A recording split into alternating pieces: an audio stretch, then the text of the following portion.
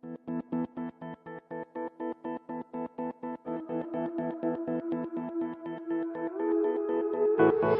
nous nous trouvons actuellement devant les thermes de Cluny. Donc le bâtiment est visible de l'extérieur du musée, mais encore plus impressionnante pour le visiteur au cœur de l'édifice. Donc les vestiges des thermes gallo-romaines de Cluny, dit également les thermes du nord de Lutèce, sont parmi les plus impressionnants vestiges conservés en dehors de l'ère méditerranéenne. Le frigidarium en particulier, qui est la salle froide de l'édifice, possède encore sa voûte qui culmine à près de 14 mètres de hauteur et fait de cette pièce la plus impressionnante de l'édifice. Que les thermes, tout comme les arènes, sont un lieu de divertissement. Et pour les plébéiens, et pour les patriciens. Ce n'était pas un privilège. Donc c'était un lieu social. D'ailleurs, une certaine mixité s'y retrouvait. Et entre hommes et entre femmes. D'ailleurs, c'était un service offert à titre gratuit. Un lieu de rencontre en somme. Ce qui illustre d'ailleurs la présence des tables, des shops, de commerces devant l'entrée. En 2009, les thermes ont fait l'objet d'une importante opération de restauration, en particulier le frigidarium, mais également la voûte.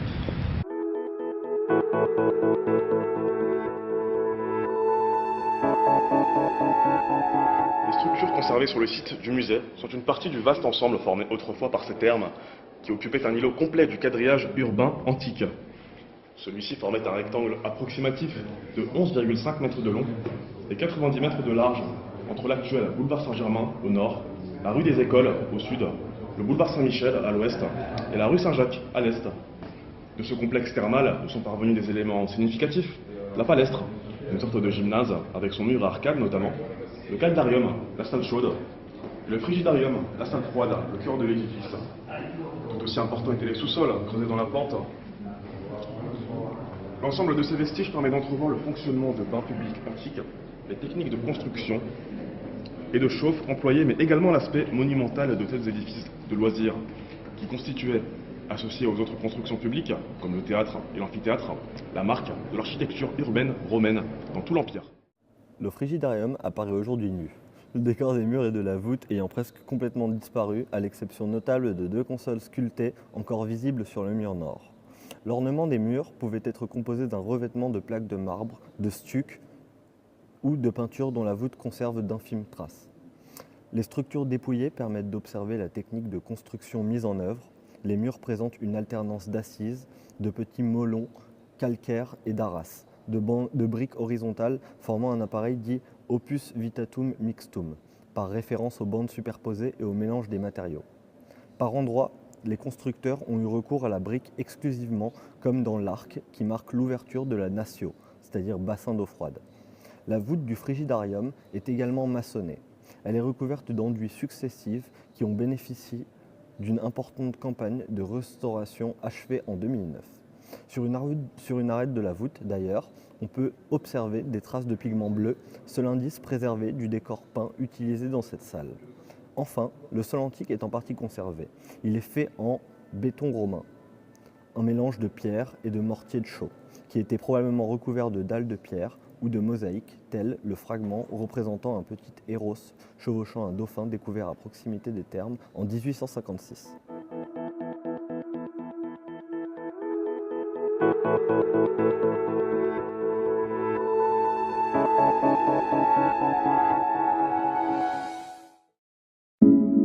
Auparavant occupés par des maisons gallo-romaines, aussi ne peuvent-ils remonter au tout premier temps du développement urbain de Lutèce. Ils ont pu être édifiés vers la fin du 1er siècle de notre ère, ou dans la première moitié du 2e siècle, et seraient restés en usage jusqu'à la fin du 3e ou le début du 4e siècle. Les bâtiments sont relativement bien conservés, en particulier le frigidarium, avec sa voûte toujours en place, car les lieux ont été probablement réinvestis tôt au Moyen-Âge, en dépit d'un abandon des thermes et d'une récupération des matériaux de construction à la fin de l'Antiquité. Ils connaissent dès lors une occupation à peu près continue, qui a tant bien que mal assuré l'entretien des murs. En effet, les moines du couvent des Mathurins s'installent dans le périmètre des thermes, puis, au XIVe siècle, ce sont les abbés de Cluny qui établissent leur résidence parisienne avant de construire un hôtel qui s'appuie sur l'édifice romain. Après la Révolution, les bâtiments sont loués par la maison des aliénés de Charenton. Nous sommes dans la piscine du frigidarium, c'est la salle froide. On prend des bains froids avant de se diriger vers les bains chauds. On est à la forme d'un aller-retour. D'abord les bains froids, puis les bains chauds. Et bis repetita, comme on disait à l'époque. Ici, une petite décoration d'époque. Alors ce qu'il faut noter aussi, ce qui est intéressant, c'est que cette salle froide était la seule salle des thermes qui était à l'abri du soleil. Pour la raison évidente qu'il fallait bien sûr la garder réfrigérée.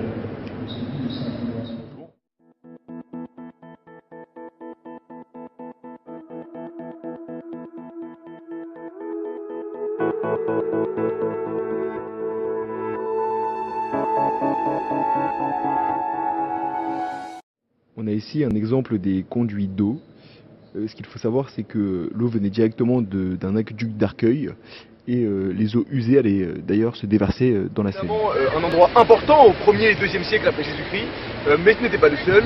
Il y avait aussi les arènes de Lutèce, dont on a les vestiges gallo-romains juste à côté, et nous y allons tout de suite.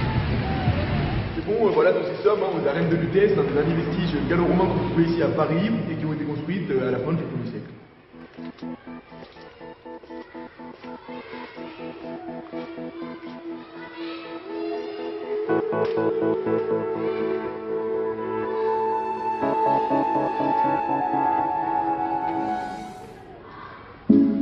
La de Lutèce était un lieu de divertissement, à l'image des thermes de Cluny. Vous pouvez retrouver divers spectacles, par exemple des scènes de théâtre, des combats entre gladiateurs, ou alors des combats entre hommes et animaux.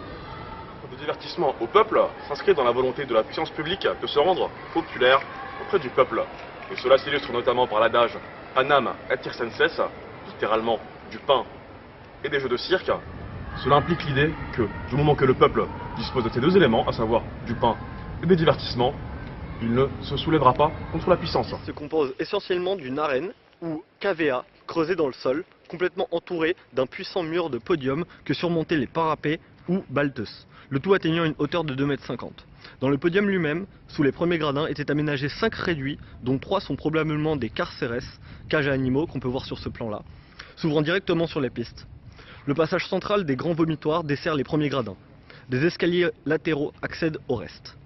On se trouve actuellement devant 2 cages où étaient anciennement gardés les animaux avant d'entrer dans l'arène, donc animaux qui pouvaient être assez exotiques.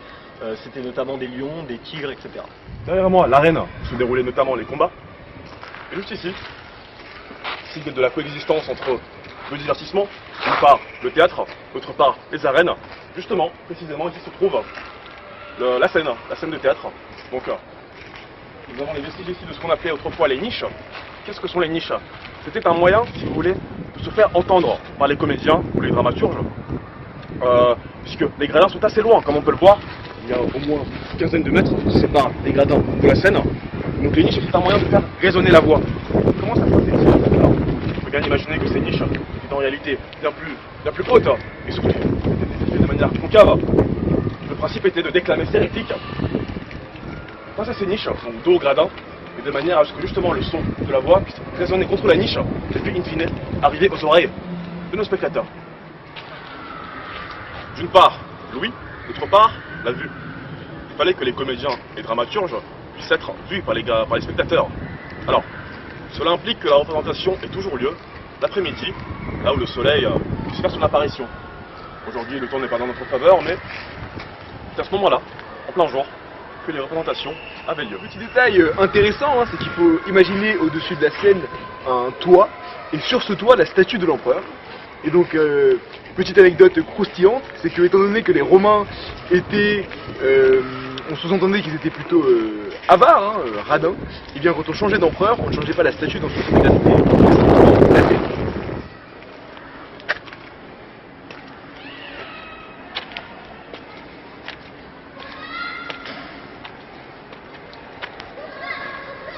Alors, je me trouve actuellement sur les gradins. Gradins qui montaient anciennement à une centaine de mètres. Il faut savoir que les arènes de Lutèce avaient une capacité d'environ qui oscillait entre 12 et 16 000 places. Dès lors, étant donné que Lutèce ne comptait qu'environ une dizaine de milliers d'habitants, des provinciaux, du moins des personnes hors extra-Lutèce, venaient et assistaient au spectacle.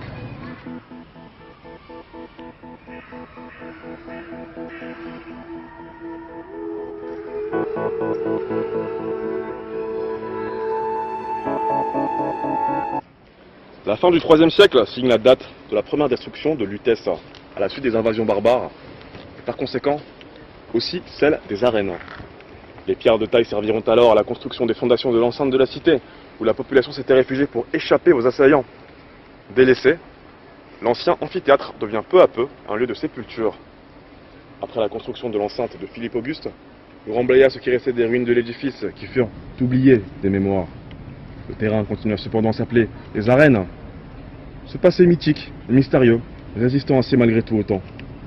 C'est seulement en 1869, lorsque la rue Monge fut percée, que ces antiques édifices sortirent de l'oubli sous les pelles des terrassiers. Mais Napoléon III n'était alors pas prêt à débourser la somme nécessaire pour leur sauvegarde, et les arènes furent recouvertes. La compagnie générale des omnibus s'installa alors sur le site qui lui appartenait. En 1843, le percement d'une nouvelle rue relança la polémique. Cette fois, la pression populaire et l'influence de Victor Hugo, de Victor Duruy, décida le gouvernement à sauvegarder ce fantastique patrimoine. La création de la Société des arènes de Paris permet de réunir les crédits nécessaires auprès du conseil municipal pour que les arènes soient en partie déblayées. C'est ainsi que le square put être ouvert au public. En 1892, il fallut attendre la disparition en 1916 du dépôt des omnibus pour qu'une autre partie importante soit dégagée, malheureusement toujours incomplète, en raison des constructions déjà élevées rue Monge. Et c'est en 1917 et 1918 qu'un certain docteur Capitan finança les travaux de restauration attendus, donnant ainsi le nom éponyme du square.